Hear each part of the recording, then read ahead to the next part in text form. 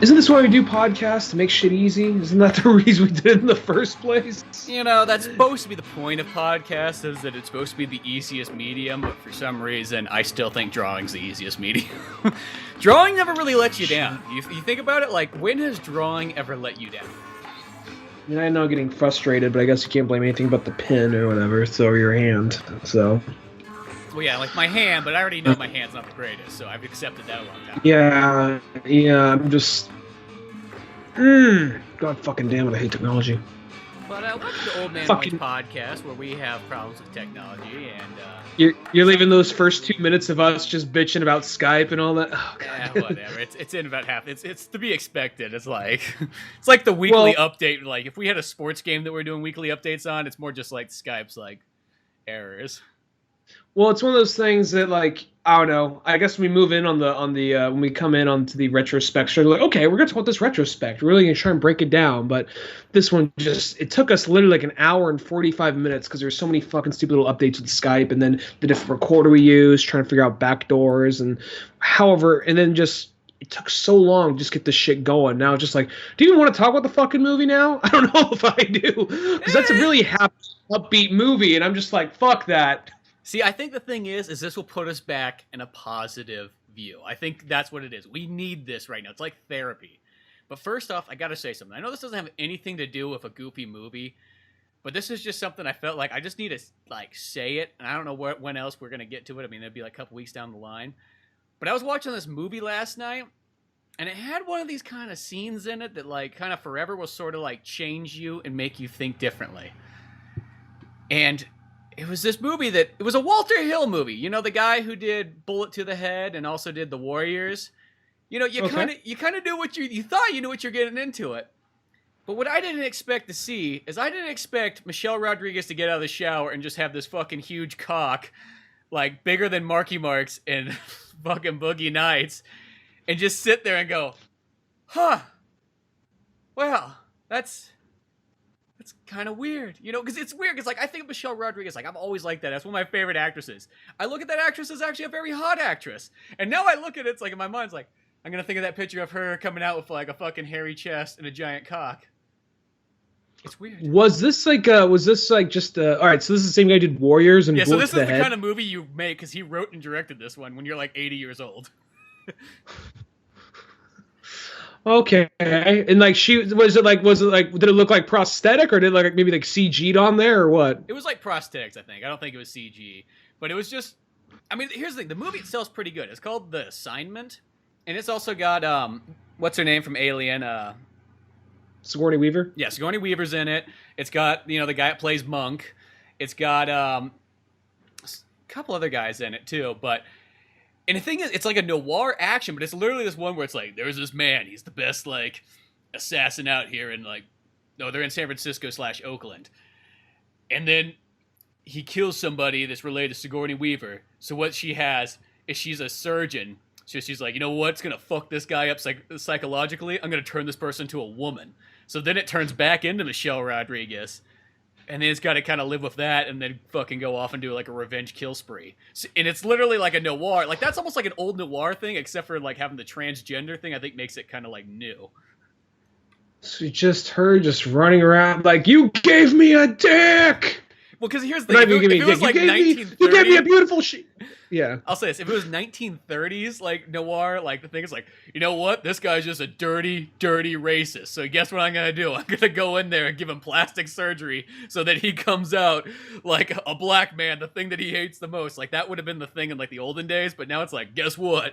This guy's just this macho man. Well, guess who he's going to be now? He's going to be a woman. He's going to have to accept it. He's going to return you to the smoking hot Mexican chick, but you're still keeping that big old floppy dick. Well, it was just weird because there's just like she's in the shower. She's just walking around. She's just like leaned up against the shower, and because at first, like when it showed her with the beard, I'm like, oh, it's a disguise, you know? It's like Mission Impossible. I get it. She has a fucking beard at some point. No, she literally has. She's got a beard. She's got a beard. She's got a big old hairy chest. Oh, you're giving me images I don't want because I think she's a very beautiful woman, and it's just throwing in all this shit like it's, oh my god. Well, that's the same way I thought too. So she just comes out of the shower with this fucking cock just swaying around, and It's weird, you know. You think about it, it's just I don't know. It's different. Is there any part where she's just kind of wearing like a pair of jeans, just has this dick just hanging out? No, well, there's a part though, like where like when she becomes like a woman, she's like looking at herself, like, what the fuck? I got tits and shit. You know, it's like, this is fucking weird. And then she's got this girl that's like a nurse or whatever's taking care of her. And she's like, yo, this is Frank calling you. I want to say her name's Frank. So it's like, this is Frank calling you up. Remember that last time we had a good night? We'll come back over. I got something to show you. And then it's like, she goes over, it's like, oh yeah, by the way, I'm a woman. Oh, that's okay. I'm totally fine with that. You know, you're a guy 3 weeks ago, a woman today. Whatever. That takes longer than that for the process, but okay. Well, it was probably longer. It was probably way longer than that, but probably like I was gonna say 6 months. But like that, I don't know. I think everything took place like in a year, but I was confused. So like was she putting on like a fake voice, like, oh, this is my guy voice, like what every girl does whenever she's imitating a guy, or was she just Michelle Rodriguez's voice? It was Michelle Rodriguez's voice, just like probably like one key down or so. Like she just made it just a little bit deeper. So I will say, if you didn't really know who it was, you could say it's like it sounds like a 15-year-old boy's voice who's Mexican. That's more what it sounded like. Okay. Yeah, I'm actually. What's this movie called? It's called The Assignment. It was on Amazon Prime. And I saw it before when it was in stores, and I was like, oh, dude, a Michelle Rodriguez starring movie, and it's Walter Hill. This looks fucking badass, because, you know, she had a gun on the cover and everything. Like every movie that leads me into, like, different directions. But I was sold. I was like, oh, Michelle Rodriguez, gun. And then, like, Sigourney Weaver sitting down. Yeah, and I was like, who knows what she's doing. But for someone who's very, like, for someone who's very pro-gun control, you're very much like, ooh, a gun. Well, it's sold. It sounds weird. It's like guns in real life. It's kind of like, you know, they're fun to shoot and everything like that. But it's like, do we really always need them? But it's like, no, you fucking need them in movies and video games. It's like that kind of thing. It's like, war movies is one of my favorite genres. I don't think we should really be going to war, but like, I love to watch a movie about it. I get it. Fair enough. But I'm just imagining, just like, we got the role of you for a lifetime. Like, oh, what's that? Is it another Fast movie? No, it ain't a Fast movie. You're wearing a dick. And we got you a beard too. Well, it's just kind of weird because it's like, I mean, that must be one of those ones like, I want to try something hardcore in acting, because that's literally what it is. It's like, you remember when Dustin Hoffman played a woman? I'm going to play a man. I guess she is topping up a lot of other people. It's kind of like when, what's her name?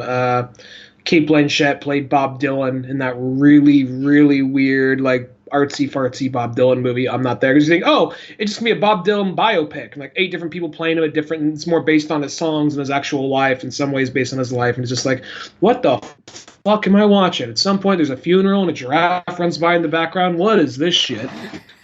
Yeah, it's just like, I'm pretty sure this is not exactly how Bob Dylan's life went. There's a fucking, they're doing like there's a funeral of a little girl in the middle of this town square. There's this angry old timer on a bench all yelling shit out. Like fucking Richard Gere comes up and like, he's apparently Bob Dylan in this world. And they lock eyes, they flash back like, this is that fucking critic Bob Dylan ripped a new asshole like years ago. And there's like, that's the same guy? How is this the same fucking thing? Why is it suddenly in like the early 1800s? I'm confused. I mean, granted, it doesn't take a lot to confuse me, but still, I don't get that fucking movie. I need to maybe watch it again. Anyway, it puts you over the edge. So today we're not talking about Bob Dylan or Michelle Rodriguez's dick. We're talking about one more thing before we get to a troop or a goofy movie. I got one more thing. I was on Chris's podcast, The Couch Potato Files, and I think it goes up next Wednesday. So hopefully, by the time this one's up, it should be out. But yeah, we had a real good time. Just literally like our show, we just sat down and just talked about whatever, a free-flowing conversation of fun comedy. And, you know, he was in about the same thing as us, so it was pretty cool. So check it out, Couch Potato Files. You can find that. I think you can find it on Podbean as well. I think, you know, but it's also on iTunes and Twitter and everything like that to trace it down. I'll have to look that episode up. Couch Potato Files, you said? Yeah, he just does interviews with all kinds of different people, pretty much. Awesome. But yeah, we tried something other than Skype to record, so there was something different going on. But we are talking about one of these movies from the mid-'90s that pretty much represents the 90s almost better than any other movie, just about. And that's a Goofy movie. Going somewhere, Pop? Sure are. It's a vacation with me and my best buddy. Donald Duck? No, silly. With you. It's Goofy. Give me a big Stop goofing around. In an outrageous full-length animated feature. We'll spend some real quality time together. I think I'm gonna be sick. Walt Disney Pictures presents Come on, this is gonna be fun. the story of a father who couldn't be closer That's the spirit, Maxie. God, this is embarrassing. to driving his son crazy. This is pathetic. Now, they're getting a crash course in becoming best friends. It's Bigfoot! Could you back up a bit, Mr. Foot? You're out of focus. This spring, one of Disney's favorite classic characters lands at theaters in the most hilarious It's the Leaning Tower of Cheesa. and hippest animated musical comedy ever. A little smoke, kid. A Goofy movie. Morning, son. Dad! It's hard to be cool when your dad is goofy. You look just like I did at your age. Please don't say that, Dad. Now, did you see a Goofy movie in theaters when it came out? I did not see it in theaters. It was one of those things where I remember just seeing it like a commercial for it in the afternoon, and it was like a Goof Troop movie, because Goof Troop was a show that I would watch from time to time, and you know, I wasn't my favorite show or anything, but it was just one of those things. If a movie based on a show I kind of was aware of came out, I wanted to see it. I don't know why. Just seeing it on a big screen just seemed like a big deal to me back then. But then I didn't see it till it came out like on video, and I really liked it because it was just really weird. I mean, it's one of those things I could totally see where a lot of the cynicism for this movie comes from, well, people's feelings towards it, I guess, because it's literally because this movie's about a dad reaching out to his kid, and it very much feels like Disney is saying, "Hey kids, I'm hip. Look at me do the moonwalk." Yeah. Well, when that movie first came out, because I didn't see it in theaters either, but when it came out on video cassette, I remember renting it and watching it. And I actually didn't really like it when I first watched it. And I think the reason why is because it kind of bothered me that how much of a douchebag Max was to his dad, who was trying so hard to like do all the right things. That sort of, I don't know, like as a kid, that really bothered me. It was hard for me to watch. So I don't think I watched it again for like a handful of more years later. It was almost that kind of movie that I saw it initially when it came out, but I got more into it as I got older, and you could almost like kind of understand it better, not just look at it as like, what the fuck's wrong with this kid? Like, what's so bad about this life? I think for when I first saw it, like I just liked it because, you know, I was like, oh, it's Disney, it's Goofy, it's all that stuff, and plus at the same time it just felt kind of like different because, I mean, now it kind of throws me off because it really dates the time on it. But at the same time, like, this is like the first time I saw in a Disney movie where like, you know, there's a part where Pete says, taking a break from the MTV generation. So it's just one of those things like, oh, they know what MTV is. They know what children watch. And then they also just, you know, there's the part where Bigfoot's dancing to Staying Alive. Like, I know that song. So there's just things like that as a kid that just would, you know, reach out to you. But now, like, taking a break from the MTV generation, that sounds like very much like we're reaching. I mean, they could have said a million things, but the MTV even, like, very underlines it right there. Well, you know, that really, though, that line would have been said at that time period. You know what I mean? That would have been how an adult like that would look at the kids. Like, that's all they do is sit around fucking watching music videos on TV. Which, I think about, like, in high school, that was kind of like, you watched a lot of fucking music videos. Even though I was more watching VH1 so I could watch all, like, the classic rock ones. But it sounds so exciting for, like, a teenager. What's he doing? He's watching a bunch of classic rock music. He's watching a bunch of Bob Dylan's. And Doors, Riders on the Storm. Yeah, exactly. And weird Beatles ones. No, but, like, the thing about this movie, because it's even kind of weird, because it feels like, you know, it's apparently meant to be a sequel to the Goof Troop, but it's also left vague enough to where it only carries on 4 characters, at least 4 I noticed. You had Max, PJ, Pete, and Goofy. And I didn't know this. Apparently PJ, maybe you knew this, that's short for Pete Jr. Yeah, Pete Jr. And then I never also knew that. The thing I kind of forgot, it's like, oh, he's played by Rob Paulsen. Yeah, that kind of came back to me watching, like, that's Rob Paulsen's voice. And, you know, Rob Paulsen, he did the voice of, he did Donatello. He does Raphael in the original Ninja Turtles. He does Donatello in the new one, doesn't he? In the new one, he does Donatello, but in the old one, he does Raphael. He was the Mask. He wasn't Yakko. He was Wacko from he's Wacko. from Animaniacs. Yeah, and then he's in Sonic the Hedgehog. He plays the French guy, the character that nobody. He really played likes. Antoine. Yeah, oh yeah, Antoine. I guess the one no one likes, but eventually in the comics they made him a badass. But, eventually. So yeah, it's got that, and then it's also got Jim Cummings, who's always amazing, and he's playing Pete. Because he also I always see him as he plays Dr. Robotnik in Sonic. He does, doesn't he? I forgot about that. No. So, but this movie, it's one of those things, like, looking back, 'cause I remember we rented, because this is an age when I was a little kid, because this movie came out in 95. And this was a point where your parents, they rent movies all the time. Now it's just like renting movies. You mean like on demand? No, you actually go to the store and rent them. And they would, I remember like sitting there watching it with my parents and liking it. My parents did not like the movie, and kind of for the same reason. They're like, "Fuck Under this your Max thumb, game." Jim. Under your thumb. Yeah, under your thumb. Well, I remember like I felt like, "Oh, this is a Disney movie I could watch with my dad," and then he's just like, "Fuck this shit." He literally said that. It's so like on the second like musical number, he got up like, "Fuck this shit," got up and walked out of the room. Got up, he just heard a beer crack in the garage, and that was it. Yeah, and he's all like. And I'm just like, hey, Dad, it's kind of a movie about like a father and son. If you want to watch it, no, we got, we can watch a Western or a war movie when you're older. I'm not watching that shit. Call me in 10 years. Yeah, I'm gonna be in the garage till then. Just turn the music on really loud. Yeah, just puts on some Emerson, Lake and Palmer real loud. Yeah, it's like, let me know when you're done playing with that blue hedgehog shit. Well, it's actually a video game. I don't give a shit what it is. Then he comes in, fucking 30 years later, you're still playing fucking Sonic the Hedgehog. He's like, God damn it, I thought you said you'd give me a call when you're done with this shit. Dad, it's never gonna be done. Goes downstairs, cracks a beer, turns the music on really loud. That's the same ritual. How'd you know? No, no. This is. I'm just clarify. I have actually a good relationship with my dad. But anyway, it's just one of those things though. When you're younger, like, how would I get my dad into the shit I like? And then they're just like, look at this. Like, yeah, I don't fucking care. It's just at the time, it's so crushing. You look back, actually, it's kind of funny.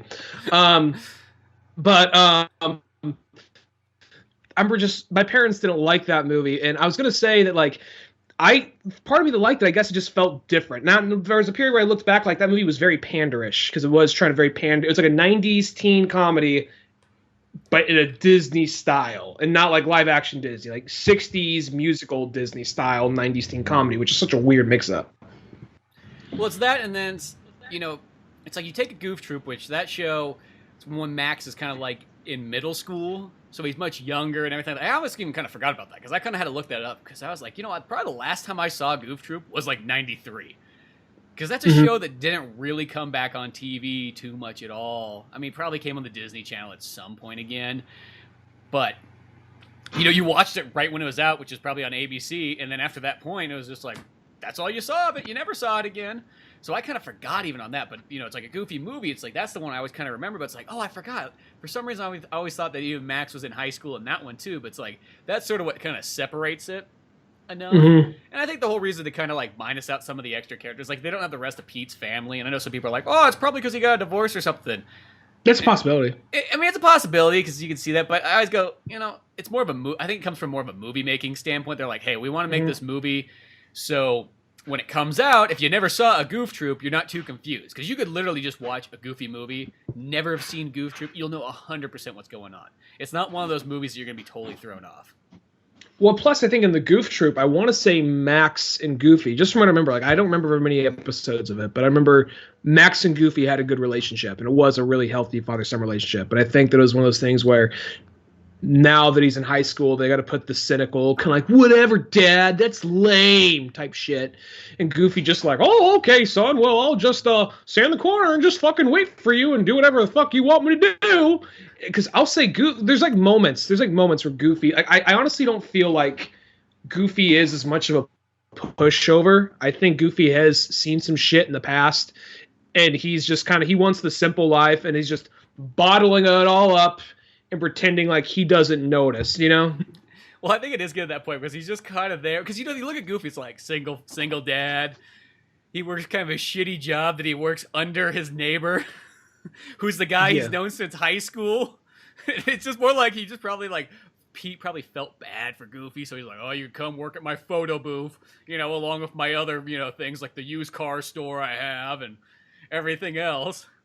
Well, the photo booth thing, that actually, I don't even think Pete runs that. He's probably just the supervisor because it's clearly some big department store. And they just have a photo department, and that's where Goofy works. And Pete's probably he's probably not even like head of that. He's probably just like, secondary manager or some shit. And Goofy's just like, he's just probably too much of a pushover and too chill to be like, oh, actually, I don't even think he's, like I said, I know what Disney paints him like a pushover. I don't think he's a pushover. I just think he's chill about it. And he says like, oh, if worse comes to worse, I'll fuck these bitches up. Don't worry about that, son, And I feel like, oh, shit, where was I going with this? What was the whole thing with you take over. There's something I was going to say, but it'll come back to me later. Well, it's like if it goes off the point where it's like Pete got a divorce, you could see that maybe like the wife took the used car dealership, so now he had to go out and get a job, and then he felt bad for Goofy. That's right. He did have a used car dealership in the show, didn't he? That's right. Yeah. Because when I was just reading, I was reading a description on fucking Wikipedia, and somebody put more effort into Goofy, or to a Goof Troop, into a Goofy movie than any other movie I've ever seen on it. Like, they literally had a fucking full-on breakdown. Like, you could read the whole description of the entire movie. Like, nobody, like, the other movies we look up might have, like, 2 paragraphs. Like, it's a Western, they go to town, they all die at the end. Done. And, this one's like, Jesus Christ, somebody, like, literally sat down here. It's like, I gotta make sure I write all the Goof Troop stuff. It's very important.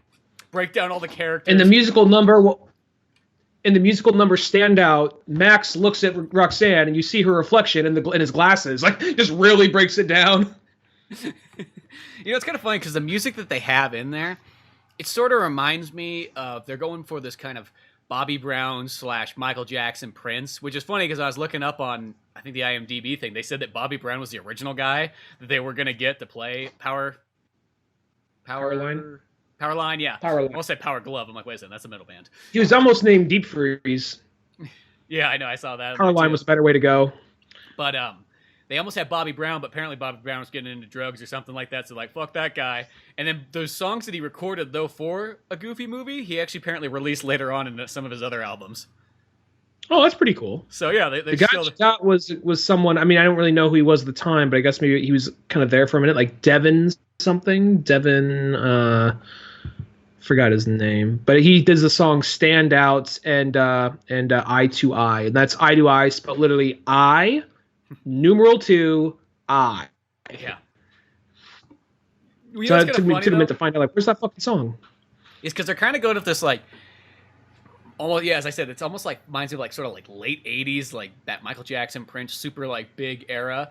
And okay, the movie was probably started to be made by around that time, so when they were writing the script, it probably seemed pretty fresh and everything like that. But sort of like when I was watching the movie again, I kind of started to think about it, because when they do the principal, who's like the Change in 1500 guy from like Vegas Vacation, that's what I always think of him. He's also in Princess Bride as well too, but he's dies and takes the wrong poison. Yeah, but when he calls up and he's like telling Goofy, he's like, yes, son, when he's doing his like Powerline fucking presentation at school, but he treats it more like he's into gang. He was dressed like a gang member. He was, doing all this stuff. He's going to be in jail if you don't do something, Goof. You're a horrible father.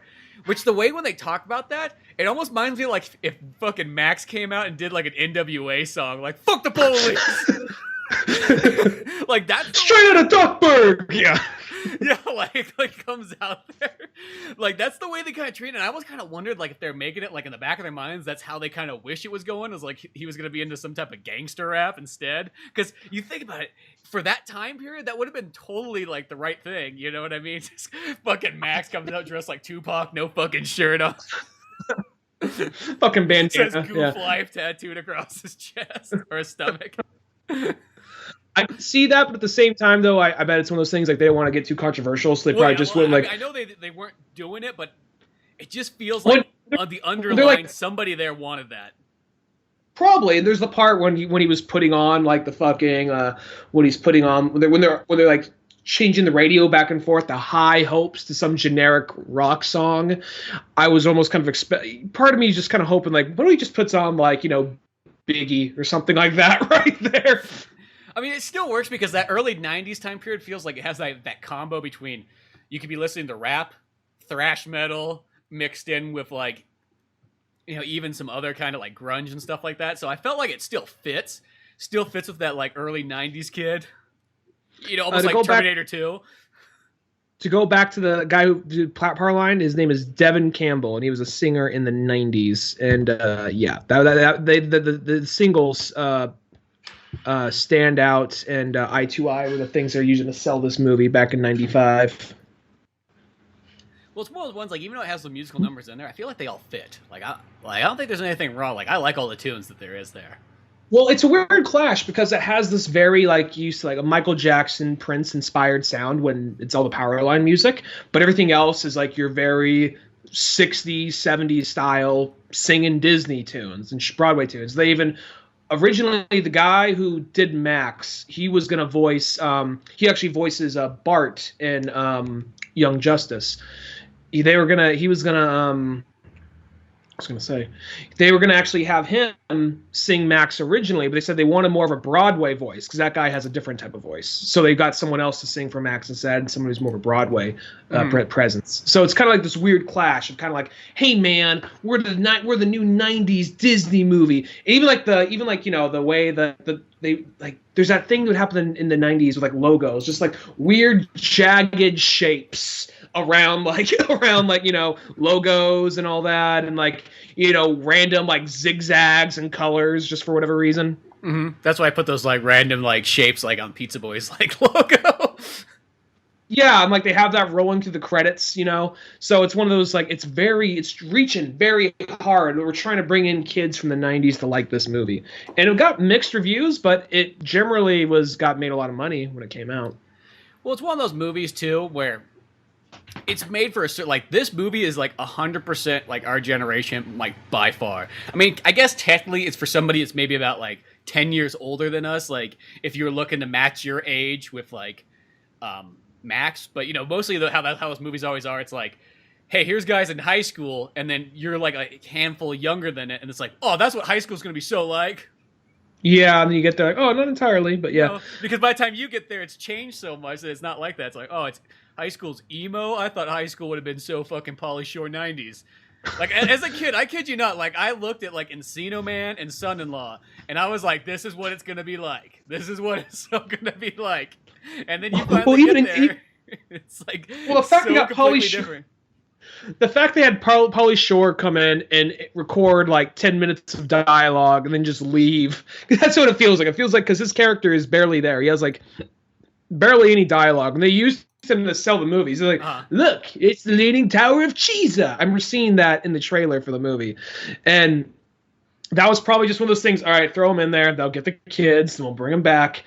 And just this movie, it is one of those things. It does seem very kind of crass, and if an old school Disney fan didn't like it, I would totally understand why. But sometimes those very crass of the moment things, whether they really totally hold up in every way, it's not so much that. It's more of like, wow, this is a portal back to the 90s. It's kind of reminding me of a lot of stuff.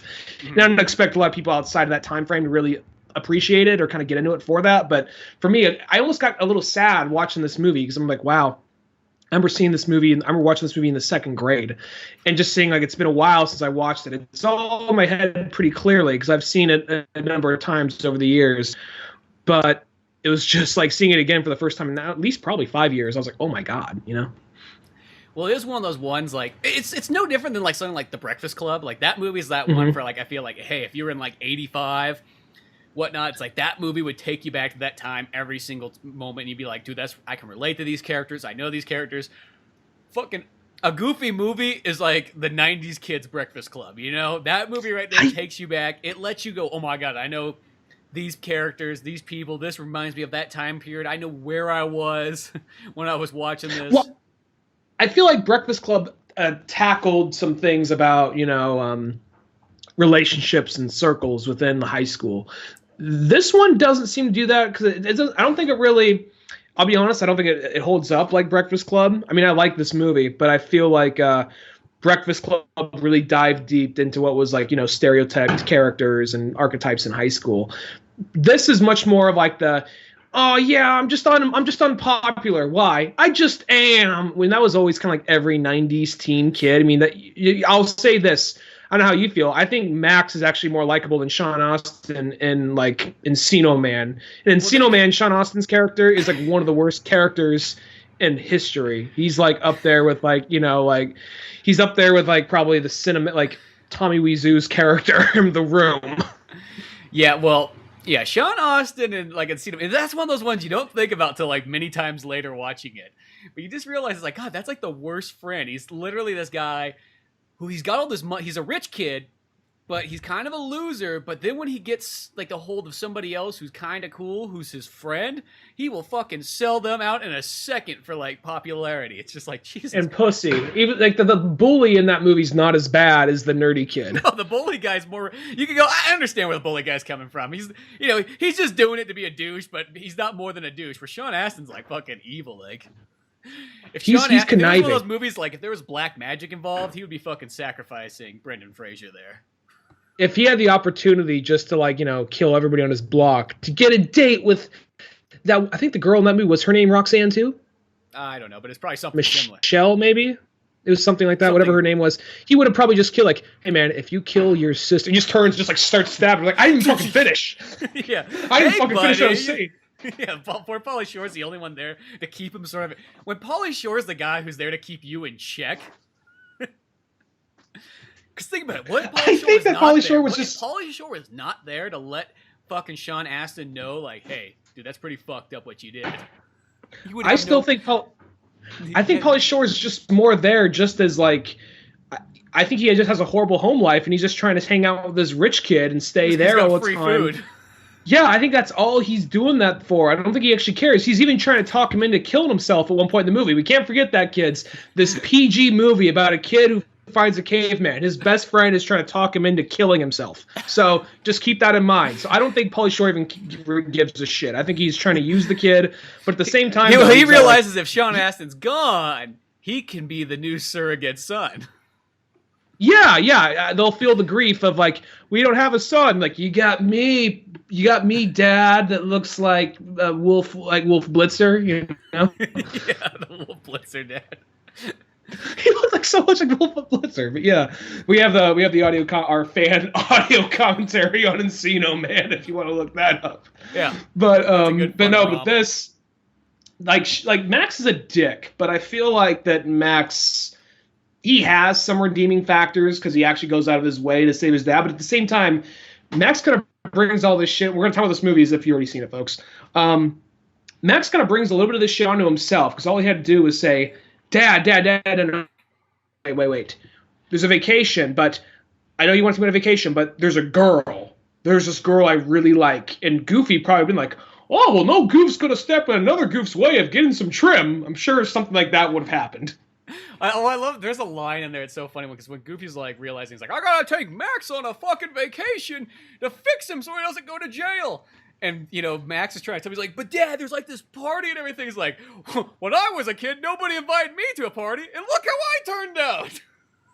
It just makes you laugh. It's such like a sad line because you just go like, oh fuck. It's almost like in Max's head if he heard that properly, be like, if I don't go to this party, I'm literally going to be working at the fucking mall underneath PJ doing God knows what. Just telling my kid, under your thumb, Max, under your thumb. That's what my dad told me. I do want to say there is a genuinely sad moment. I'm not sure if you caught it, but there is a genuinely sad moment between PJ and Pete. And there's a part when they're out camping, and he has his RV that has the which how the fuck do you afford that as a manager at like a photo booth? Okay, whatever. It must have came from the used car dealer. It's probably the last thing on the. He fucking grabbed it and just drove off during that divorce. Yeah, he's like, that bitch took everything else, but I'm taking this. You can take the fucking girl too. She's not my daughter, and that's not my fucking son. Yeah, because he's gonna be something, you fucking whore. Just like this super bitter divorce. Like Max PJ is just laying in bed. He just hears this yelling through the window next to him. it's a sleepover at PJ's place. Like, just, it's okay, Max. I'm used to it. Don't worry. I don't need a talking to. It's fine. This is every night. This happens every night. Every night. Don't worry about it. Here, put the headphones on. Put your power line music on. That's what I do. I sing myself to sleep every night. If we listen to each other's heart. And then I Just go, starts fucking beating up. Just like, PJ, man. Sorry, man. That's my only way. it turns it out. Just, I'm going to turn this way. Just turns on his side. Just his ass crack that's poking out. Just. He's listening to Power Line. Oh, those sweet moves he has. No, but anyway, there is a genuinely sad scene. I'm not sure if you noticed it, but when they're out there and he's out there bowling and he misses the pin, and Pete yells out, PJ! And then PJ comes running up, kicks the pin. He's like, see, that's respect or whatever. And then he goes to high five his son. And he pulls away before he has a chance to high five. It's not like you just look at PJ, he looks sad. They actually give a close cut to PJ. Well, and he even pulls the 90s thing because Pete pulls away and goes, psych! Yeah, I go, psych! And then, like, at the same time, PJ looks legitimately sad. Like, all he's ever wanted is a high five or a good job from his dad. And he just looks like, huh, and just move on to the next joke so quickly. Like, he's PJ. Who gives a fuck? When he loses some weight, maybe he'll gain half a soul. Well, that's like totally like Pete is just like that guy who like almost like bullies. Like I think legitimately he loves his son. Never gonna fucking say it. Never gonna show it. But almost like in that process though, he really enjoys the part of bullying his son and using him, just like Goofy as well too. That's how Goofy is as a friend. He's that friend that you can con into doing things. Yeah, Goofy seems easy to peer pressure into doing things, but I like to imagine Goofy's not this much of a pushover. I like to imagine Goofy's seen some shit. He's done in his past. He's quiet about it, and this is just him just going through, the motions. Like, he's like, I had a crazy life. Now it's just time to sit back and go fishing with my boy. And there's that part where there's like they go to the possum jamboree. And there's the kid who leans in, just the most ugliest, dorkiest looking kid. And even though this is like some weird animal hybrid human thing, I've seen this fucking kid. We've all knew this kid back in elementary school. Just the way the kid's teeth looked, the way he talked, they're just like, I know that motherfucker. And he says like, it's a dork. And then all of a sudden when he embarrasses Max with Goofy there, it's Dork and Dork Jr. And Max runs away. I can't help but feel like he just, with the same smile always has, just grabbed the kid by the collar like, say that shit again, I'll fucking kill you. I'll fucking kill you. Fucking slams that kid up against the wall. Yeah, and then the dad's, hey, drop my kid. Like, you don't know where I've fucking been, Frank. I will fuck you up too. So as Max is fucking sitting all pissy in the car, fucking Goofy's like in this brawl out there with a bunch of hillbilly families. That's the reason they left in the first place. Oh, gee, Max, you want to go? Okay. Drop your hat. I remember, though, being a kid, though, that scene at the possum one, that was kind of the part where it was, like, hard for me to even watch that movie, where, like, they get in the car, and just Goofy's all like, well, I found your hat, Max. I hope you're okay. He's like, fuck this hat, Dad. Fuck this and fuck you. And it's just, like, watching that, like, I'm like, what the fuck's so bad about that life? I mean, like, this dad's doing everything for you. Like, for me, that's like the one thing is like I have a hard time relating to like those kind of 90s kids who are like, nothing is fucking good. Even though I know that's been around forever, but 90s seem to really emphasize that kind of lifestyle and even make it kind of like, hey, it's okay to be a douchebag like that. Yeah, I mean, that's one of those things. It's meant to be. I mean, I'm not defending it because he is being kind of a douchebag right there, but they try to portray it in a way like he had like I'm not defending Max. I'm not defending Max in that scene, but it feels like what they're trying to do is they're trying to, because they showed how they try to present it, how embarrassed he is, how he has kind of social anxiety. Because the part when Goofy's spinning him around, they have this weird fish-eyed lens, everybody pointing and laughing at him, and he just like he gets out of there, and then he definitely fucking overreacts by saying just fucking sucks, just go home. And that right there, that's probably one of the more intense moments of the movie. Like that's in the part by the road where the Goofy actually gets mad, like that. Those are like the two scenes where it's actually like, oh wow, this actually got kind of dramatic for a minute. Well, that is the scene. It's like, okay, as I've gotten older, like I understand it from both sides more. It's like as a kid, you just literally like, what the fuck? And that's it. As you get older, yeah, you do get it, because it's like, dude, it's a moment where like his dad, in a sense, just like almost just made him look like a fucking bozo, and it's like you can understand the reaction. You know what I mean? It's like those kind of moments, like. You would have thought back on it like a week later and been like, dude, I was a fucking dick right there. But at the moment, like I can see like where it comes from. It's like it all works out in the long run, and it all comes full circle, and they get back to being friends and everything like that. Just Max has this thing. It's like, I don't want to be like my dad. I don't want to be a goof, which is just almost says like, I don't want to be a clumsy idiot. But it's like, but Dad, that's the lovable guy who's doing everything for you. Yeah. I'll say that, Max isn't as hateable or dislikable as other characters, but like in these kind of similar movies. But that scene right there, though, was probably the scene where it's like, oh, fuck that dude. But then you kind of later, I never really hated Max like I hated other characters, but I will say I kind of get why other people don't like him, Yeah, I don't hate Max at all. Like it's like he's a total fine main character, and it works. But yeah, it's just something you kind of notice, like. Like and then PJ there's the more. part. I feel bad for PJ. PJ's just that poor. He's the literal fat fuck friend, but like you can't get more to like the fine fat fuck friend than PJ. But we had like when we first started doing this podcast, like Jesus, 5 years ago, and before we were trying to figure out what it was exactly, there was an episode we were just freeballing. We called it Dark Disney Ideas, and it was essentially just us just. It might be rough. I'm afraid to go back and listen to it, and I should almost not mention it. But there's like a thing we were talking about, like, alternate scenes for a Goofy movie and whatnot. And like Goofy just got out of Nam, and him and Mickey, it's like almost like a Deer Hunter kind of esque movie. And we're just kind of like riffing and improvising the scene, doing the voices of the characters. And we had this one idea, like, what if after that scene at the possum party where everything went bad, where Goofy's just like, all right, son, I know what you want. You want a fucking woman, right? Well, there's no better bonding experience than a three-way. Wait, what, Dad? And they get a hooker. Like at the possum party place, too. So you just get some like hillbilly trash one. Yeah, and he's all like, Dad, I don't want to. Like, come on, Max. All that crying's going to make your dick soft. Here, take some Coke. This always gets me in the mood. Just like fucking lay some Coke out on the dashboard. How do you think I always stay so happy, huh? Yeah, I don't drink like Pete, but I do Coke. I guess both their vices right there. I actually was gonna say I think another thing that made this movie really stand out to me is you would never really see. I mean, I know originally Mickey Mouse, Donald, and Goofy, they were shorts that became they're shorts then thrown in front of movies back in the olden days when you get like, oh, here's the news, here's the cartoons, here's another short, here's the main picture. I feel like this is like one of the only movies though I've seen in a long time where I can think of where one of like the main icon characters is in the movie as the star, because I don't think we've ever had a movie where Mickey was the star, and I'm talking about a movie that went to theaters. So. Yeah, that's not Fantasia. That's not. Yeah, it's kind of weird because Fantasia. That's a short. Yeah. Well, that's a movie.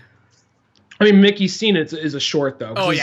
Fantasia's Mickey's Scene's a short though. But that's the only time I can really think of that. It's like because like Mickey has stuff. It's kind of weird that they don't.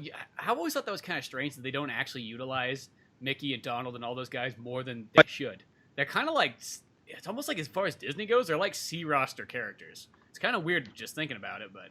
Well, it seems like they're just like more here's what we'll have for a kids show and Saturday morning, but we're not going to give them their own movie. That just feels weird to me by this point. And like I know the original shorts from like 60s and back, those all played in movie theaters before. Yeah, But it's because you didn't have anywhere else to see him at that time. Yeah, exactly. But at the same time, though, I'm just surprised they haven't had. So seeing Goofy is like a main character in this. Like, so they finally gave a Disney character, one of the main characters, is that own movie. So that's another thing.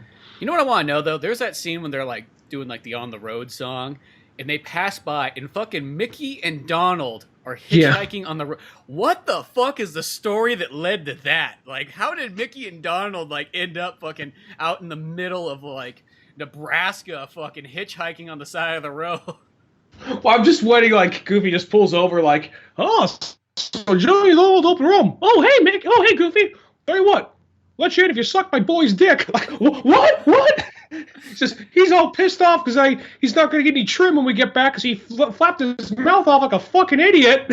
Go on a fucking stage with a rock star. He doesn't even fucking know. Can you believe that? So much you suck his dick. I'll get you 20 miles down the road. What? I fucking figured drives off. Dad, that's like your best friends. It would be so awkward. It's like, well, you know, back in the day, I'll tell you, we did a lot of weird shit. It was the 70s. Yeah, back when we should have saw us in the 40s. Yeah. Let me tell you something, son. War does something to a man. And when you're not the ones fighting, guess what you're doing? You're fucking. And sucking. Each other. Like that Journey song. That's how Steve Perry really wanted to write it. Is fucking and sucking. Don't stop sucking, Max. Don't start fucking. Hold on to that feeling. It didn't roll off the tongue as much, but you get the idea. That's what I was wondering. It's like, what kind of binger were fucking Mickey and Donald on? That they lost all their money, lost whatever vehicle they were in, and now they fucking got a hitchhike to God knows where back. I want to think that probably a chopped up dead hooker was in that suitcase. Mickey can't fucking know. Mickey can't fucking know. Donald, you gotta give me your fucking truth. Yeah. To Blood Oath, use the Blood Oath. We go there to get this. Shut the fuck up. I'm talking. Fucking slaps him. Nobody want to hear your fucking voice. The only reason I'm telling you is that I know you can't tell anybody because no one knows what the fuck you're saying half the time. And Daisy's already fucking dead. Yeah. And if you try to write it down, I'll cut your fucking feathers off, motherfucker. Oh, look, there's Goofy. Oh, that fucking asshole just drove by. Fuck you! Just That's my like guess. the scene is missing. There's fucking Mickey throwing up the fucking bird in the rear mirror. There's like apparently Mickey pops up 3 more times, like once in the Powerline concert, and once in the audience somewhere in the whatchamacallit, in the stand-up song. Oh yeah. But yeah. But it's also like the point where it's like what the fuck is Mickey doing? Like, is he like hitchhiking to all these places too? Like, who's he following? Why is he following? I can see Mickey just being like, oh, I just want to go on a good old adventure. It'll be a good old time. You know, I could see that. And like, I mean, you know, there's our Mickey, which is like a coked out monster who just wants to fuck anything and kill anything he doesn't like just because he's rich. He can get away with it. But I think realistically, Mickey's probably the guy who just like, it's just part of the adventure, boys. Oh, we lost a tire. Not a big deal. We'll just hit the open road. I feel like that's how a lot of the Disney characters are. Is they're all like overly optimistic, but I feel like when you got too much of that optimism, it's gonna get to like well, yeah, Donald's there to just release his anger, but like Mickey and Goofy, this like I feel like they get to like boiling points where you just can't be optimistic anymore. Because Goofy even gets to this in the movie.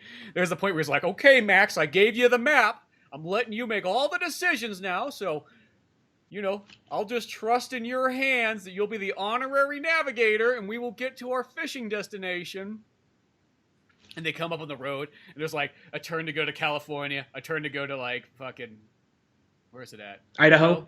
And it's like goes back and forth. Come on, Max, make the decision. Make the fucking decision, Max. And of course, the very last second, Max panics, goes, fuck it, left. And they go left, and you just see this look on fucking Goofy's face, like he knows. Because Pete kind of mentioned it before. He's like, your son's fucking leading you to L.A. You should check the map, Goof. Under your thumb. Well, that whole part, though, I will say that, like, I don't know any dad who would take that much shit about another person talking that much shit on their son. Like, your son's just a fuck up, Goof. He's just a bad kid. What can I say? You know, like, I can think of like so many dads like, what the fuck did you just say? Yeah. Well, I think it's just that's how Goofy sort of is. It's like he tries to keep that optimistic attitude. He doesn't want to start shit with anybody and everything like that. It's just Well, I like that part. And I feel like, oh, that's just how Pete is, you know. It's just, you know, him getting you all riled up. Talking shit on your only living family members, you know. There's like that part where he gets in the car and he's going to look at it. He's like, no, I trust my boy. And he just gets mad. He just hits the dashboard and the thing opens up. Like, all right, I'm not going to do it. I'm not going to look at it. Then he just hits the dashboard. He's just frustrated. Then it actually opens up. Like, oh, shit. And I like how it's just so blatantly just like, I know he drew it himself. I'm just going to draw right. That's all you'd have to do is just actually just look like, oh, he circled Los Angeles instead of Lake Destiny. The only two things with actual pictures on the map. And then there's the part. For all you know, he could have just made circles and just drew on the map. That's it.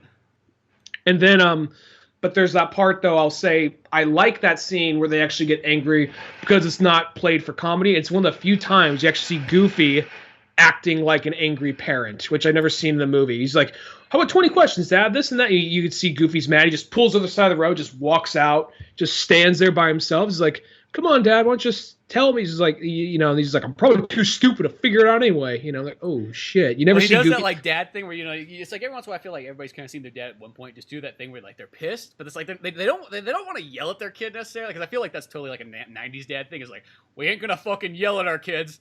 We're past that, you know? Mm-hmm. So, but, like, they'll do that thing where they just kind of, like, stomp off and they just look off into the distance. It's like, that's the only thing they can do to kind of, like... And let their hate fester, yeah. Yeah, exactly, because it's like, we ain't like the old generation. We're not going to beat our kids. We're not going to yell at them.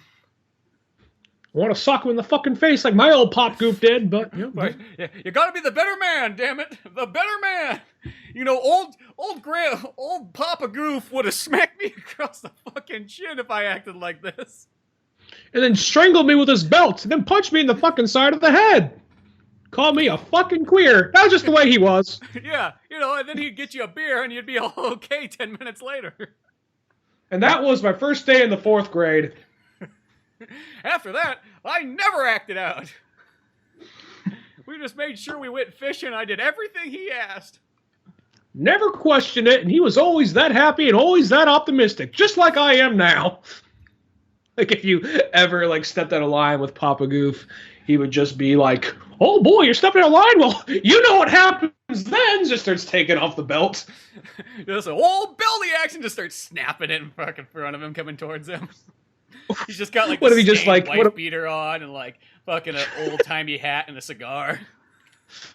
What if he just, like Goofy's going to, like, a therapist? Is like, well, one time he put down a hammer, a pack of cigarettes, a knife, and a belt. Well, what'd you pick? Just, I picked the hammer. Why? Because fuck them. That's why. Kind of reminds me funny. There's that part where, like, they're in, like, the big, where they find Bigfoot or whatever. And this is totally the other 90s thing, too. Because Max is, like, all pissed off at his dad for, like, the possum party thing.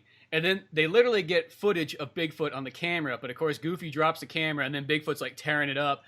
And Max at first is all excited about it. He's like, oh, dude, Dad, we're going to be so fucking famous. We're going to be so awesome. We're going to get all kinds of pussy. Like, blah, blah, blah, blah, blah. And then he sees the camera torn up. Exact words. And he's just like, sits back like, we don't have fucking footage of it. Stupid.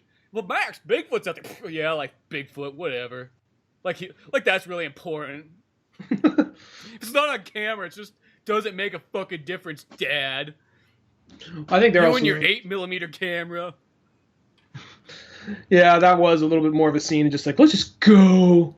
Just tired. It's just like, it's just that, like, it reminds me almost like in Prometheus of, like, when they get to the planet or whatever, they check fucking one cave and that guy goes, this is it? Well, this is just one cave. Fuck it. Stupid. Let's go back home. I don't care. Fucking waste of 8 years getting here. Just yeah, like, it was kind of like... You know, there's so much more. Don't want to see it. Yeah, it was kind of like that to an extent. I thought that whole part, though, was just... I kind of like, because that was like one of the few scenes, because I'm just so used to seeing Goofy being super bright, happy, and optimistic. So whenever he has another emotion to this movie, I notice those are more my favorite scenes. In that scene, he just looks bored, like, nope, still there. Like, even the magic has worn off for Goofy by that point, because he's just been waiting in that car for so long. Well, that's what the guy, like the director said, who was putting together, he was like, that's what I always want to do is like, he always felt like, he's like, Goofy's always kind of just been the goofy character. He's like, I want to add these extra emotions and layers to him. It's like, you know, here's this father, and he's a single father, and he will get angry, and he will, you know, have just different thoughts and feelings. But Steve Martin was almost considered to do the voice of Goofy. I don't know. That's kind of a weird choice. I feel, for a character like Goofy, I feel like if you had somebody like Steve Martin doing it, I feel like that might take away from it. I like Steve Martin a lot, but I just don't feel like... Well, at the same time, so it's just Steve Martin doing a Goofy impersonation? Yeah, that's what I mean. It's kind of like... It's kind of like when I'd never seen the movie. I don't plan on seeing it, but apparently they got celebrities to do the voice of the Chipmunks in the Alvin and the Chipmunks movies. It's like, okay, so you got celebrities just so you can auto-tune their voices? Yeah, so you could just knock them up a bunch of pitch higher. Yeah. It's kind of weird. So, you know, or it's even kind of like, there's sometimes like someone's too, it's like, I remember like, it's like the Yogi Bear movie that they had like Dan Aykroyd and Justin Timberlake. And I remember we talked about this. I'm like, now if it was Dan Aykroyd and Justin Timberlake and they was like live action and all they had on was the Yogi and Boo Boo outfits. So fucking Dan Aykroyd's got a hat on and a tie and no fucking pants or shirt. And Justin Timberlake's just got a fucking bow tie on and no pants and shirt. I might go see that for being that ballsy. And everybody refers to literally that ballsy. Yeah, literally. Everybody refers to them as bears. Like, the entire movie treats them like that. But as the audience, you're just watching two naked men run around. Well, at the same time, I'm just thinking, you know, like there's the class of gay dudes, bears, just like hairy gay dudes. So I guess Dan Aykroyd could fall under that category right there. So just like, oh no, we mean the different kind of bear, man. This different kind of Yogi. He wants more than your picnic basket, bro. But I just always feel like when you have kind of like... Did I make it awkward? Really? That's where it got awkward? No. I'm just saying that for those kind of... Just sweep that aside. But no, it's just like all those ones, like, I guess what I'm getting at is like when you have a character that's like iconic, like Yogi Bear or Goofy, it's weird to just get an actor. It's like they're going to just do that voice. You know what I mean? It's like... Yeah. Get them to play somebody else. Like, I don't know, like the villain or... I don't know, just anything else, but... Just saying. Well, I guess it's like, I don't know. Well, I guess we'll wait and see who does the voice of Sonic when that comes out. Yeah. And now Sonic, I guess, by this point, because he's had multiple.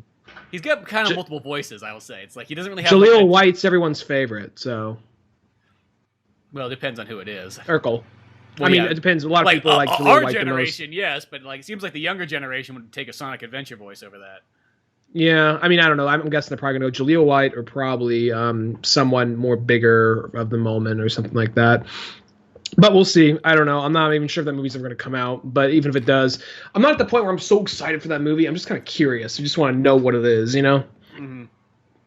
But as far as the Goofy movie is concerned, though, that part where he actually is on the side of the road and he's actually mad, that part actually feels really sincere. And there's the part where the car is going down the water, and he's trying to pull Max into it. He's like, "You're trying to." He's like, "You just keep on trying to pry your way into my life." He says, "I'm not trying to I'm not trying to rule your life. I just want to be part of it." He's like, "Oh shit, that got real there for a minute." Well, it also builds up too, because like where Max is like, "Dad, the car's going." Max, what the fuck did you do now? Fucked it up. And there's the last. It's like, "Dad, no, it's the e-brake." "Oh, it's probably your goddamn fault, Max." He's like, and then like this part where he's even like pulling the door. He's like, "Max, why'd you fucking lock the door?" He's like, "Dad, that's your son." He's like, "I don't give a fuck." It just gets to that point where it's just like, it's almost like it's just like, yep, I just can't do anything right, apparently. Like, he has that attitude going. Mm-hmm. And then Max says, "See, you ruined everything," when the e-brake came off. Yeah. Which, it's one of those ones, like, I think it's still... Like, that movie definitely defines, like, that father-son relationship, I guess, at, like, age 15. And being... Well, I mean, the 90s is, like, the over thing, but I guess that could relate to probably anybody. You could literally have that movie in 2005, and you would just have the emo version of it. That'd be the only thing that'd be different. Yeah, I mean, it still has that whole thing to it. So I'll say that like when... emo, like, PJ and fucking Max. With the reverse mullet hanging over the side of their face. It's like, "Dad, I want to fucking go to the My Chemical Romance concert." "I just want to mosh in place looking down at the ground." No, there's the part where they actually get. I like how they don't even like try to narrow in how they got to the concert. Like, we're just at the concert now. Don't worry about it. And when they get there, I mean, because really, when you think about it, it's just like they try to portray like there's the stage manager guy who's just like, "You kid, what are you doing here? Get over here!" And they try and treat him like kind of like a villain. But then it's just like really like, my fucking wife and kids are relying on my, like, this guy's security is like my fucking livelihood. If I fuck up, Max, aside from the fucking, sending that guy into a fucking like stage, like, into like a big screen, getting electrocuted, falling over. There's no way that guy didn't get fired for like letting Max and Goofy jump on the stage. Like, they're like, I'm surprised the power line was like, "Oh, hey, what's up? Okay, sure, go ahead, dance, I guess." I wonder if like after the stage, the audience, like the stage, like, get these fucking guys up. Something like the no, like with the. Or what if we just did the thing where he just sits down like on the fucking stage, like all like Axl Rose, like, and starts looking like, "Yeah, we ain't fucking playing this show if people up here are just gonna come up on stage thinking they can do whatever the fuck they want." Like, he just breaks it down, like, "Yo, this was well choreographed for months, and this goofy motherfucker, hey, he knows my name. Shut the fuck up." It's like, "Yeah, you know why I know you? We fucked the same chick once. Fucking Roger Rabbit's girlfriend. That's who." And then they're just like, "Oh, I made that shit up. They actually do know each other? Yeah! She's what broke up the fucking band!" Yeah. It's just like, well, it's like, "Yeah, we knew your dad. He used to play keyboards for us. Fuck!"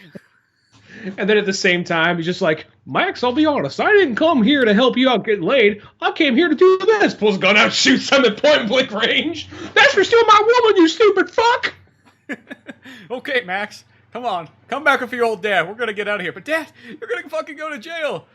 "Nope. We're going to go out like Butch Cassidy and the Sundance Kid. Here you go, Max. Have your own revolver." Credits. They just fucking freeze run frame out with to, like, them black running and white. into this. Freeze frame with them running. Freeze frame. They just all of a sudden, Eye to Eye starts to play again. The credits roll. No, what it does is it shows that, and then it just cuts to like the party where they're watching the Powerline concert, and it just shows Roxanne's like face watching as like both Goofy and Max just get gunned down by police. And then credits, no music. No You just maybe music. hear like police Just reports. like light crying in the background. And at this point, then it cuts back after the credits. You realize the light crying was PJ. And then fucking Pete opens the door, looks in, like, "Always knew he was a faggot." But Dad, that. Under your thumb, Goof. No, but I kind of like, because they probably got that guy fired. That guy who's just doing his fucking job. Guy was not really in the wrong at all. And now he probably needs his health benefits, and he's probably not getting those now from being electrocuted. Yeah. And the guy, I could almost see him, if it wasn't the extreme thing, I could see the guy pulling them, so like, "Hey guys, so you like coming on my show? Guess what? No one jumps in the middle of Powerline's dance. No one. Fucking no one." Like, backstage, just like not cool, not understanding. Because he even has this look on his face when they jump in, like, "Whoa, what's going on? Okay, cool." And they just keep dancing, like, "All right." Like, Do the perfect act. Like, I'll just make it look like this is part of the act, because I don't want to make it feel like that to the audience, but we get back. I don't want to look bad. It's going to make me look bad. Yeah, exactly. Has that kind of look. Like, I wonder, like, how many charges they actually got they don't talk about. And the whole thing with that is just, like, it's like, Max, you're already in. There's, like, a million things Max could have done differently. Like, look. Last minute thing, my dad is dragging me along with this to this concert. All he had to say is, "We're going to the concert. We're going to the concert." "You're really going to a concert across the country?" "Well, my dad actually knows Powerline. We got special tickets." Like, "Oh, cool. All right, cool. Awesome." You could have stopped there. Like, "We're going to go on stage with Powerline." It's like, what the fuck are you doing, dude? Fuck you doing? I feel like that's kind of the moral of the story is like, don't make up ginormous lies that you cannot. Well, actually, that's the worst part. It's like, don't make up ginormous lies that you can't back up just to realize that you fucking did back them up somehow, some way. But I feel like deep down, it's There's also that. You're just not supposed. Like, the whole point feels like you're not supposed to lie. I think that's like kind of the key thing there. And, he apologizes for it at the end, but he really does back up his lie pretty darn well. Yeah, but at the same time, though, there's this whole part where I want to be popular. They have this whole opening theme, like, I wish I was popular at school or whatever. And then they have all these kids that were giving him shit during that whole song come in like, hey, man, you just stopped the school committee and just did that whole fucking song and dance. You're cool now. We like you. We respect you because of that. And there's no real thing of like, you know what? Maybe these guys are assholes for saying that. It's just like, whatever, man. You're cool now. You bend the rules a bit. Yeah, it's just like, all I had to do is do one edgy thing and everything changes. And like they never go back to the idea of like maybe these kids are all fucking assholes, except Roxanne's like the only one. Roxanne and her like nerdy friend are the only two that are like, oh, they're not so bad. But everyone else just like, oh, he did one edgy thing that makes him cool forever, rather than just for the moment. They're probably gonna forget who he is by the time school starts up again. I know, because like how long is that fucking vacation that him and Goofy went on for? Like 2+ weeks. Yeah, exactly. So who knows? But yeah, I will say like. There's that part when like our Goofy, like our angry Goofy who just got out of Nam, like there's the part when they go visit like Roxanne. I feel like when like if Roxanne's father walks out at that scene and like she's like, oh, hello, miss, nice to meet you, and like sees the dad, like, yeah, I fucking said it. What you gonna do about it, motherfucker? Like they know each other from the war. Scene? Yeah, like it's one of those things like. He ain't scared of nothing. He's seen some shit. Like, you know what things I'd kill for? Shit, you know what? I'd kill to go back to the Possum Jamboree. I like it that much. Ever been on the other side of a bayonet? I have. I ain't afraid of shit, motherfucker. Max, you know this. Her daddy here, he was peeling potatoes while your dad was out cutting heads off of the enemy. Yeah. You know how many ears I have? I lost count. You don't have no count. I can tell you that much right now. Once it becomes bucket loads, you just start forgetting. Yeah. By that point, you don't even carry around a necklace. Just carry around an infant skull. War does something to a man, I tell you. I'll be like Bokeem Woodbine in that movie Dead Presidents, where he's just carrying around somebody's skull in his backpack for good luck. Oh. But... No, there's something about Goofy movie, though. It's like, every time I watch it, though, it just does bring, like, the biggest smile to me. It just takes me back to that time. I mean, it's just that point. I mean, I know that there's, like, movies like that. I think every generation has their certain section of movies that's just like, oh, my God, that just takes me back. Gives you those warm feelings of being, like, 10 years old again. And, you know, that time period just circled around that. And for me, it's like movies like A Goof Troop can do that. Especially movies like Son-in-Law, Encino Man. Just that pocket time period of...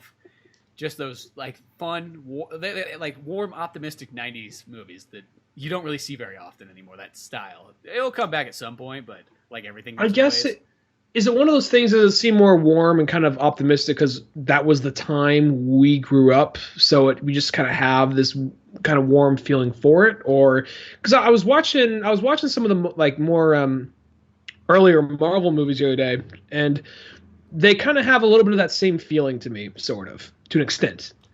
Well, like Avengers kind of definitely has a little bit more of a, not like 90s camp, but more of kind of like that fun kind of, I don't know, for whatever reason that gives me, I mean, I'm not trying to change topics here, but it kind of gives me that same sort of nostalgic feeling that something from the 90s would have given me. Well, the reason I say warm and like stuff like that is like literally movies from the 90s have like warm colors. You know, it's almost everything sunny. It's bright. Where, like, you know, you watch something like 70s, and it's like, why the fuck is it always gritty? Why is it always dark? Why is it hard to see? You know what I mean? There's, like, it just seems like of genres or years, there's almost, like, different kind of styles of filmmaking and so on. Mm-hmm. And it seems like in a lot of 90s stuff, I mean, you look at the titles, and they're all brightly colored. You look at, you know, just the look of everything. Where, like, something like from the 80s sometimes has, like, that kind of blue overcast to them, it seems like. Mm-hmm. So I feel that's what creates what I consider like the warm. I mean, yeah, it is the nostalgic as well. That like only enhances it. But just the look of a 90s movie has a warm... It's because it's no different than like 60s movies. You know what I mean? Like the 50s and 60s was that other time period where like, everything is good. Why make something about stuff that's not that great, you know? I feel like that something like... I feel like that a lot of like mainstream... Because like 90s also was a very cynical time. Even though there wasn't really... a whole lot for Americans generally to be mad at. Or let me put it this way: upper middle class Americans to be mad about back then. It seemed to be pretty mainstream movies seem to be pretty kind of colorful and pretty laid back, but a lot of indie movies at that time, a lot of weird experimental indie movies at the time, were kind of darker colored and were a little weirder and offbeat, you know? Oh, well, yeah. No matter what, I mean, you get... There's always going to be there, but I mean, like, as far as the mainstream stuff, yeah. Yeah, it's just, I wouldn't even say necessarily mainstream stuff. It's just a certain pocket of stuff. There's these genres that just have that kind of feel. It's almost like it comes from, like, a Steven Spielberg kind of... Because Steven Spielberg really like has that vibe, always like that warm kind of feel, like he would just give you a good hug. That's how Steven Spielberg feels. Well, even like Jurassic Park, which is a movie with a lot of peril and kind of dread to it, still has this kind of like good old summer kind of adventure kind of vibe, you know? Yeah. But so yeah, there's just those kind of things. And as I said, like, you watch like a lot of 70s movies. 70s always has like grit, their hard edge. When somebody's evil, they are pure evil. They are nothing to like give you a reason why you should like them. It's like, no, this person is like just nonstop terror. And then you watch movies like from like the 80s is kind of like that's like a mixed genre section too, where you have movies that are kind of still gritty, but can still have almost like a fun vibe to them at the same time. It's almost like a transitional one. And then you kind of get in like the 90s, and that's where you almost have lots of these action movies even become more fun than anything else. And I don't think that's a bad thing, but it just depends. Yeah. Where it's like you look at the 2000s. 2000s is one of those time periods where like everything is desaturated. Everybody's in black. That's because Matrix made it popular. It's like Underworld, Resident Evil. They're all trying to like mimic that. Yeah, then you get the ones too, like what was that Christian Bale one? Equilibrium. Like you start to get all the other ones, and that's where even like the Aeon Flux movie like doesn't even look like the TV show. They go with more of that Matrixy look. They got just all kinds of things where it's just funny when you just kind of watch in hindsight. And I think that's like looking back at like a Goofy movie. You wouldn't have thought much of it in '95, but now like going back, it's just like even look the way that the characters are designed and the way that they look and everything like that. It's like, oh yeah. Total 90s. Well, they have the 90s stereotype. Like, there's the goth girls on the bus who are just like, ew, sorority girl, like, or sorority, like, meetings or whatever. They wouldn't say sorority. That's like a then it's sorority. Term. No, I don't mean sorority. Like preppy I mean, girls. what was it?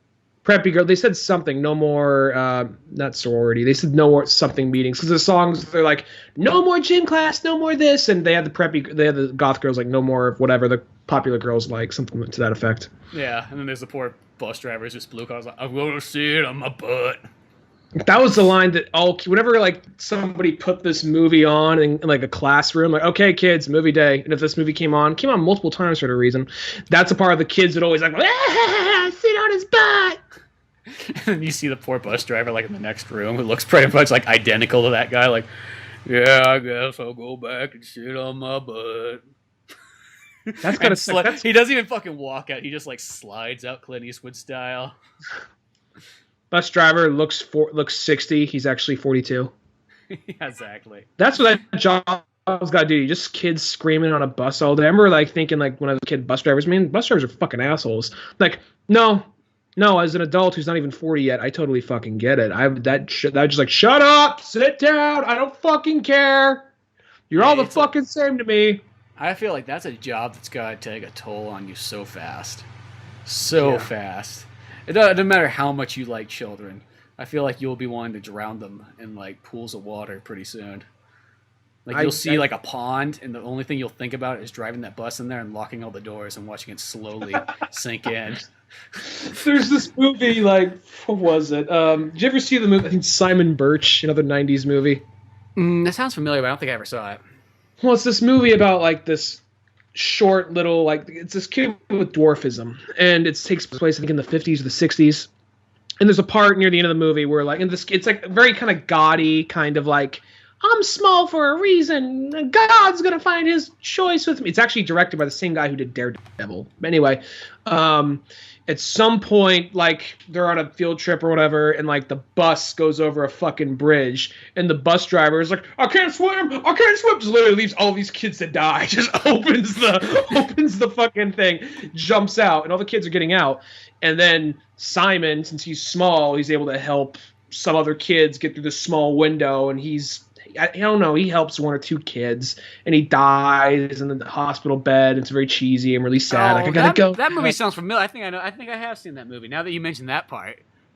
But I just thinking back on that part of just like that fucking bus driver. I just think was a kid like, man, what a fucking bitch. Leaves all these kids to die. Like, yeah, I was probably planning it. Like, you know what? Fuck these kids. Whoops, I can't swim. Jumps out. Yeah, it's like one of those ones. Like I understand exactly what that guy's going for. When you see it like that, that's for sure. You know what's kind of funny is this movie came out like literally like right. It's like they were gonna put this movie out before Lion King, and this I don't know. I read this like a couple times in there, and for some reason it was getting held back in animation. So they're like, you know what? Just throw that Lion King movie out, and that'll be the Goof Troop filling spot. It's just so weird because you think Lion King being one of the biggest Disney movies of all time, and just being like, that's a filler spot for since we can't have Goof Troop out or the Goof. I'm surprised. Out. Like, how does this movie follow? No one wants to follow Lion King. Well, I remember that. I don't think this is considered to be because I mean Disney. They have like I mean, it's still a Disney animated film, but the thing is, Disney like when people think Disney animated movies, they think Dumbo, Lion King, Beauty and the Beast, Little Mermaid, Sleeping Beauty, all that kind of stuff. I don't feel like the Disney really acknowledged this as one of those. I feel like because I know that like the Duck movie went to theaters. I've never seen it, but the Recess movie, which was a Disney Saturday morning cartoon, went to theaters. So I almost feel like they treated this like a step above that because it still feels like it could be its own thing, but still feels like it's kind of this weird little experimental area. But the guy that directed this, I don't have it in front of me, but that guy actually directed Enchanted, and he also directed Tarzan. So he went on to do bigger movies. Yeah, not necessarily better movies, but bigger movies, I guess you could say. But it's one of those ones like, well, that's how Disney's always been though. There's like the Disney princess or prince movies, and then there's the Disney kind of like other movies, and they mostly throughout the years. I mean, you look, that's always been the case. Like, I don't think people put, in a sense, like Goofy in the same thing as like, oh, it's like that's the follow up to Lion King. It's like no, it's more like it's its own thing. Yeah, it's kind of like, and they've done that for the last 60 years. There's always been those other like in between animation movies. Well, there's a thing about like when you would whenever you would buy, I mean, because I'm not gonna lie, I was a huge Disney buff when I was a kid. If there's a new Disney movie coming out, I was checking that out. Maybe it came out before, maybe I didn't have the movie that showed up. I remember whatever major Disney movie you got, they would have like a sneak peek, like a 5-minute sneak peek of what the next movie they were making was. So if you got, I don't remember what, say, her sneak peek at Mulan, or you got Lion King, here's a sneak peek at whatever the next one after that was. I think it was maybe in Pocahontas. This, I don't remember seeing the thing for a Goofy movie on any of those. So I don't think they consider it to be one of the prestigious main Disney movies, just more of one of those, oh yeah, it's just, here's a fun one, Well, yeah, it's like, that's not saying anything against the movie. It's not bad. Yeah, no. Yeah, it's just in a different category. I mean, it's kind of like you wouldn't put Pirates of the Caribbean in the same category as Lion King. They're both Disney movies, but they're not the same thing. You know what I mean? Mm-hmm. Yeah, but, yeah. Well, this movie had. It was funny. Is like the commercials that they had, because I watched the Goof Troop or the Goofy movie on VHS, so they had the commercials beforehand, and on this one they had a preview for this Pocahontas Sega Genesis game, and I was like, oh, that's fucking awesome. To take you back. How does she attack in that? How does she attack? Does she just kick or punch, or what does she do? I don't think you attacked in that game. That was like a game that was literally made like without attacking. You like. It was kind of almost like Prince of Persia style, where you like climb around. It had like amazing looking artwork for a Sega Genesis game. If you get the chance, try that one out. It's like it blows your mind how good that game looks. But it was more like, it was like Prince of Persia. That was kind of how it was, and you sort of solve puzzles, and you could play as the raccoon too, so he could like go into smaller areas. Okay. But they had that, and then they had this other like jungle. They had this weird music Jungle video. Book Kids thing. Something like that, and it wasn't Jungle Book Kids, but it was something similar, where it was just this guy, and you watch this guy, it's like, God, that's got to be such the shameful job, where you're literally in front of a green screen, like, hey kids, look at me, let's do a sing and dance romp, yeah, and then they just have like all this like overlay of animation and like kind of video effects and stuff going on, and you just kind of watch and just like, I watched like a minute of it because I'm like, this will make for good material to talk about, and then afterwards like, where's that fucking remote? Fast forward this shit. Can't take it. I can't take it. I can't take it. Yeah, it was just and it was long too. When I was fast forwarding, I was like, Jesus Christ! I would have been here for 5 minutes if I was watching this thing. Well, I remember getting the Toy Story VHS. See, that's a Pixar movie, still Disney stuff all over it. The Toy Story VHS had like almost 20 minutes of ads before the movie. Well, that was the time period too when Pixar was Disney's, though. Yeah, I mean, well, it's still Disney, but I mean, it's more one of those things like it's a different same distributor, but just it felt like a different team. You know what I mean? It was obviously Pixar style was very different from Disney style. Yeah, exactly. But you know what's kind of funny? When I think about Goof Troop in a Goofy movie, I think why they chose that kind of stuff. I mean, they want to make kind of a relatable thing, and probably if you look back in time, I mean, I can think of Hanna-Barbera stuff that has relatable stuff because that's always the Hanna-Barbera style. You think of like Flintstones Kids in the '80s. That's literally like a Goof Troop of that time period because that's like, hey, let's make Pebbles and Bam Bam. They're kind of like grown up and older, and now they can relate to kids. But I think it was sort of like a backlash against Nickelodeon because Nickelodeon was sort of that team that was making like the super relatable cartoons for people and I always felt like Nickelodeon to me, this sounds so weird, but Nickelodeon always felt like it was geared towards urban kids. Maybe urban and sort of suburban kids. Like that's always felt like who its target audience was. You mountaintops didn't take too kind of that, did you? Yeah, mountaintop people didn't want nothing to do with that. It's like we need stuff that's weird and not like city-like. I want it to be like out there and in space. Take your Doug and your Racco's Modern Life and your Hey Arnold's. Not my Arnold. Yeah, like those ones to me, it's like I don't know. Like I find Johnny Quest more relatable, or I find like that's why I want high adventure. You and your Indian servant. Hey, that's his best buddy. If they didn't capture Haji, he'd still be there on the streets, fucking like. I like how you say they didn't save Haji; they just captured him. Like I'm not denying it. It's like, yeah, we saved that boy's life by capturing him. If not, he would be, out there playing music for snakes, trying to get, a nickel a day, and next thing you know, he'd be somebody's fuck toy. Just saying it. I've seen it before. This is what happens when you're a doctor. You see things. And my son needed a boy to play with. Damn it, I can't be there all the time. Race just can't take too much of him.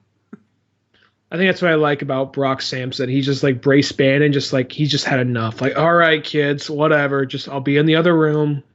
Yeah, exactly.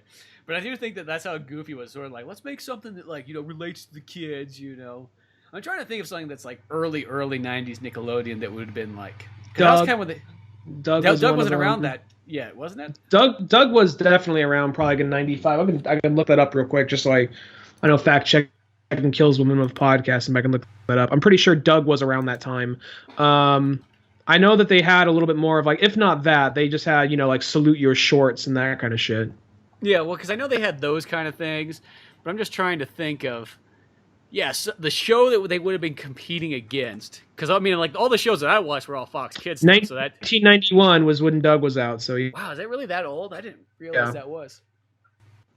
But yeah, because, I mean, the shows that I would probably, What'd you say? Oh, no, you go ahead. I thought that we cracked down on the audio for a second. Go ahead. Oh, yeah, Doug is.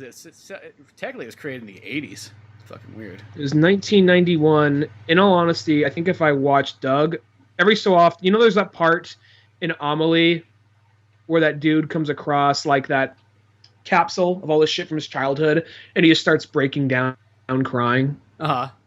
That might happen because I don't really remember Doug that much. So I just see that, like, I remember a few things like, oh my God, Honker Burger. I remember Honker Burger. Oh, that's right.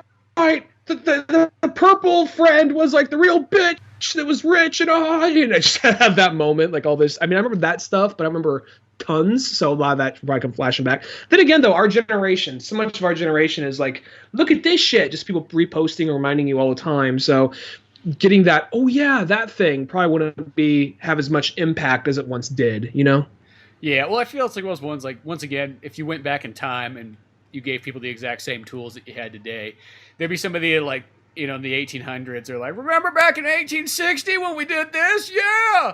Remember when we got our Civil War uniforms? Yeah, that was pretty fucking cool! Remember when there was this wheel that Bob built for his wagon? Yeah, that was a great wheel! I was really impressed at it!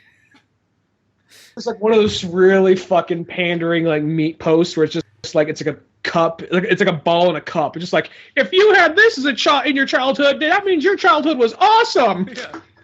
It's like when you see like remember the first black guy that showed up to church. It's like applause. Yeah, I don't know what happened to him either.